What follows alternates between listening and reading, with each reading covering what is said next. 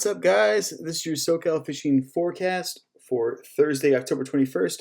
Welcome to the Chasing Pelagics Channel, bringing you the latest, greatest information out the water every Thursday. Please make sure you subscribe to the channel so you don't miss any of our episodes. And let's get into it. Fall is definitely in the air, and things are definitely changing out there on the water. Last week we had that big riff of wind that came through and really knocked down our water temps. And you can see we got cooling temperatures here and a chance of rain on Monday. So things are definitely changing here. And I just want to advise you that if you are looking at this forecast and you're thinking about heading out on the water, please make sure you check your local weather and marine conditions before you leave. Typically in fall, things get a little bit more dynamic and the trends change a lot faster than they would in the middle of summer or late spring. So just be advised and look at the proper channels. Quick look at our wind pattern here. See, we still got some steady onshore wind coming on this week, and it's going to be a little bit bumpy.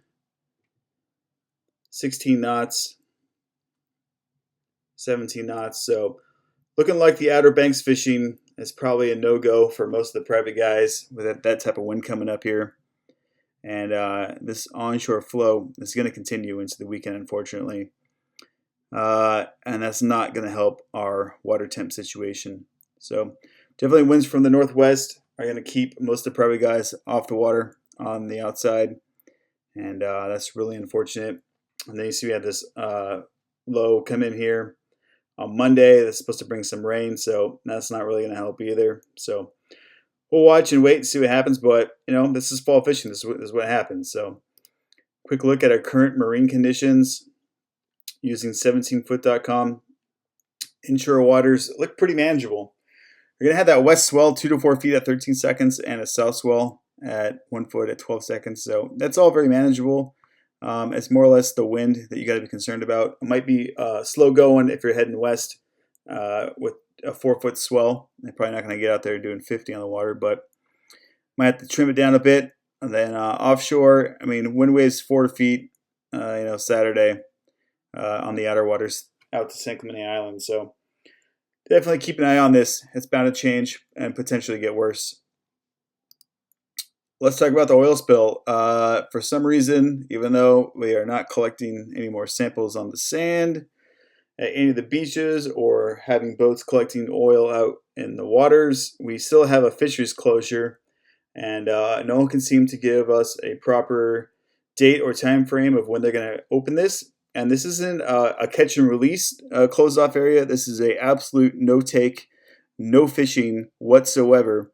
And at this point, guys, if you're really interested in inshore fishing or doing some local lobstering, you're going to have to start getting on the phone to Fish and Game and start making some noise about this. It just seems like this is an effort to drag out time and expenses and try and go after an oil company for an oil spill. So although they deserve to be punished, we as taxpayers don't deserve to be punished for a fishery that at this point doesn't look like it needs to be closed. There is a total of only 30 birds that were picked up that are oil covered, and more than half of them survived. So being that oil floats on top and most of the fish are subsurface, and the same with crustaceans, looks like this is a little bit too long of a closure from what we're seeing from our local findings. But until you start making some noise, this is unlikely to change. So reach out to your local Fish and Game officials, and hopefully they can start barking up some trees also, find out what's going on, because they're not giving us any answers. And this is directly from the SoCalSpillResponse.com website, and this is right from Fish and Game saying this is closed. So until this changes, nothing's going on, and it ain't worth any fine, that's for sure. So quick look at our 8-day chloro chart. Doesn't appear that anything has really changed. Unfortunately, the short-term chlorophyll chart is not helping us still. I don't know what the issue is, but the 8-day is still pretty much dead nuts when it comes to chlorophyll. The water is definitely dirty out there, and especially on the U.S. side. Let's take a look at our sea surface temperature chart. We can use the 3-day. It seems to be the best chart for right now. And you can see what we got going on here. Still have a little bit of warm water left out here at Cortez and Tanner, right on that 66, 67 degree mark, right on the edge here, and then we got 63 on this side. You can tell that this is starting to fade out here, and as these northwest winds comes through, I expect this temp break to start sliding back more and more as fall comes through. And you can see we have the same problem on the U.S. waters. This stuff's fading back. And when the wind blows, guys, that's not going to help the chlorophyll. It's just going to get worse and worse. So you're going to see these fish starting to retreat. Let's talk about what we got going on. Obviously, giant fishing closure we have out here from, let's call it Huntington Harbor, almost to the 209 and all the way down to the power plant, Sanofri. So big area of fishing closed off for the inshore guys. Not cool. Catalina. Not a whole lot going on at Catalina other than bonito. There is still some squid over on the backside that's been showing up. No sea bass have moved in that we know of, but we are coming into a full moon. So, usually 3 days before or 3 days after seems to be the hot spot for those white sea bass. And we'll see what happens, but it seems like we're a little bit early for it. But maybe the next moon cycle, things will turn on there. But other than that, not a whole lot going on at Catalina at the moment. San Clemente Island. Same thing, not a whole lot going on. There's been a little bit of yellows action in Pyramid Cove and at the dunes, just not a whole lot. And fall is really taking a number on this island, and what that short period of good fishing that we did have, seems like most of these fish have moved on.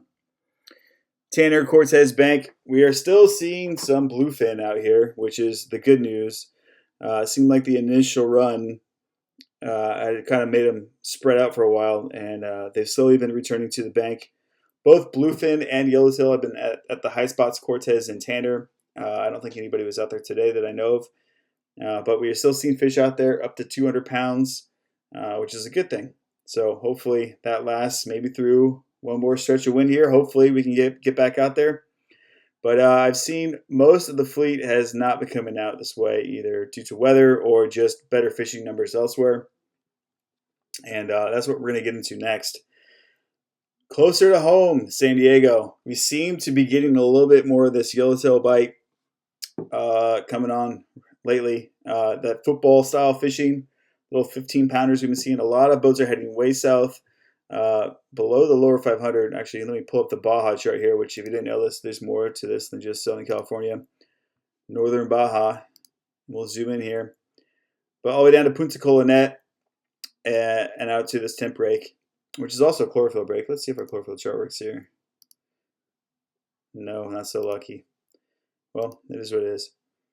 But we've got a much firmer chlorophyll line along here, and they've been catching pretty good yellowfin fishing, which is nice to see, especially this late. But this is like a 120-mile run, guys, from San Diego, so probably not recommended for the average boater. Yeah, that's just a long ways. That's a long ways, and you need to be prepared if you're going to do that. It's a long ways for 15-pound yellowfin. So I'd probably stick to your overnight and longer boats for this action. But closer to home, we haven't seen a little bit of action still, hanging out close to home. And let me use the chlorophyll chart for this one also. We have a color break here from basically the 302 to the 101. And this is an 8-day chart, so it's not going to be as beautiful as this is if you saw it in real life. But there is still a little bit of an edge here. And they are finding a little bit of bluefin, a little bit of yellowfin mixed in here along this line. And this is still relatively close to home. Now, there has been some kelp patty fish, but most of the kelp patty fish is just really small rat yellowtails. We're talking like 1-pounders, maybe.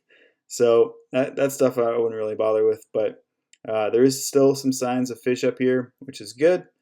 And that's pretty much it, guys. Not a whole else going on at the moment. But thanks for tuning in and subscribing. And we'll catch you next week with the latest, greatest information out the water. And hopefully we have a little bit more swordfish action going on here as we turn into late fall fishing. Cheers, guys. If you like what you saw today, you can subscribe to our channel. or follow us along on Instagram and Facebook. And always remember, share the stoke.